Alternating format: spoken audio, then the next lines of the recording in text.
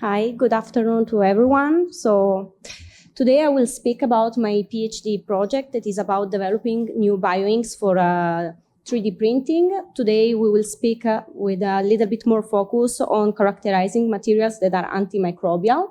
So first of all, I would like to give you a small short introduction on antimicrobial peptides. So these peptides are already present in nature and nowadays also synthetic, and they can have secondary structure, different one like alpha helic, beta sheet, or something that is both of them. And most of the time, these peptides interact with the external membrane of the bacteria, or they can even intracellularly interact with the bacteria and destroy their activity. So taking inspiration with these peptides, in our lab, we work with short peptides that are mostly formed from 2 to 3 amino acids, and we mix them in order to make hydrogels that are self-assembled.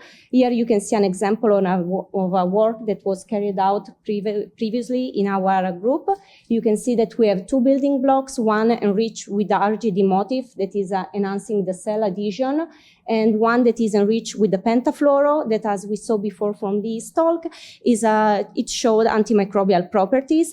And we can see that according to different combination of the 2 building blocks, we can obtain different materials with different stiffness, and all of them form a fibrillary matrix that resemble also the ECM.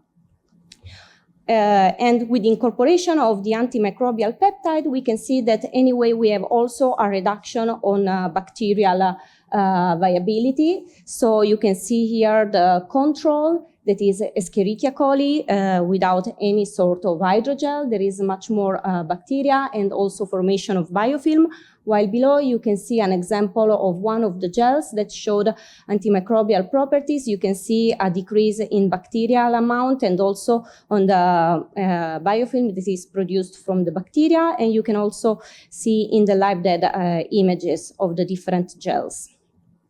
So why to use 3D printing nowadays? 3D printing is starting to be developed.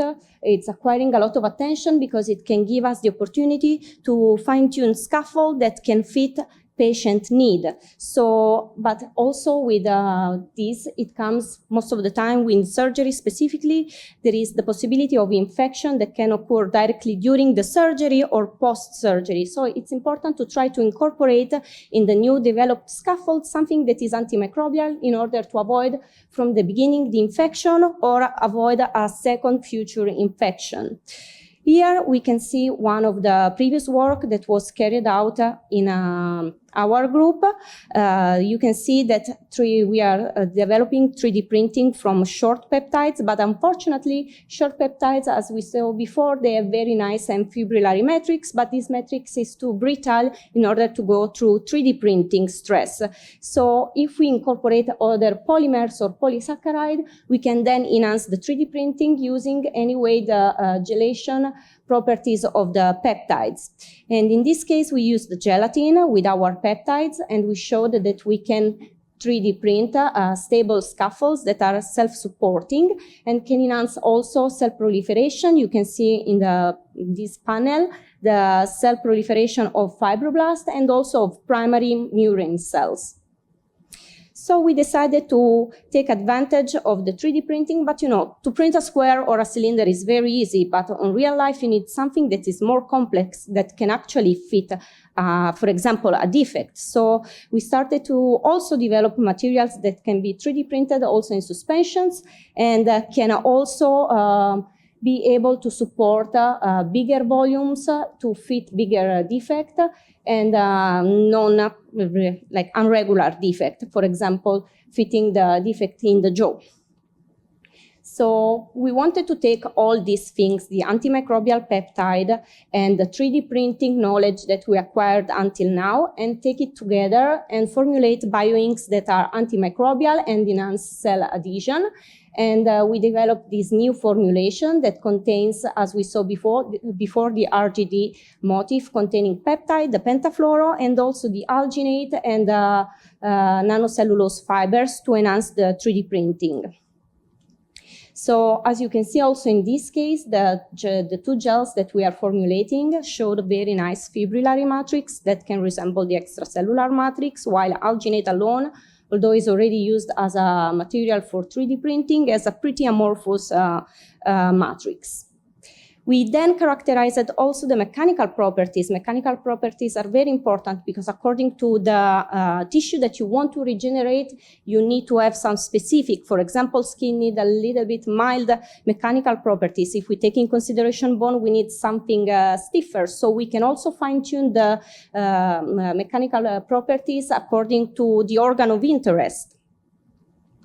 Then we wanted to check also the 3D printability of the material. So when you're extruding a material, you have a mild shear stress when the material is in the cartridge that then should go to a very high shear stress during the printing in the nozzle, and then again almost zero shear stress when the 3D printing is over. So you can see that both the material have a very high viscosity, then the shear stress start to raise and the viscosity drop. But when the material is extruded, then the viscosity is restored. So it's indicating us that the material is self-supporting. Then we went for the 3D printing. Here you can see we 3D printed also in this case in suspension media. And you can see that we can 3D print both the two different materials, and we can take them out from the suspension media and they can still hold the shape, and they therefore are self-supporting. Then we wanted to see also if the hydrogels have self-healing properties. So we decided to try to attach the cubes together and let them stay overnight and see if the material stick together. And as you can see, they are actually sticking together. Here you cannot really see, but in the middle it's also starting to become purple. This is just for the coloring, but you can see that there is even transfusion from the two different hydrogels.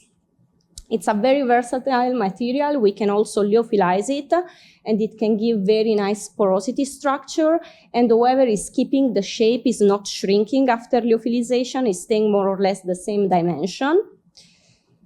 And then, therefore, we went for biocompatibility analysis. In this case, we used fibroblasts, murine fibroblasts.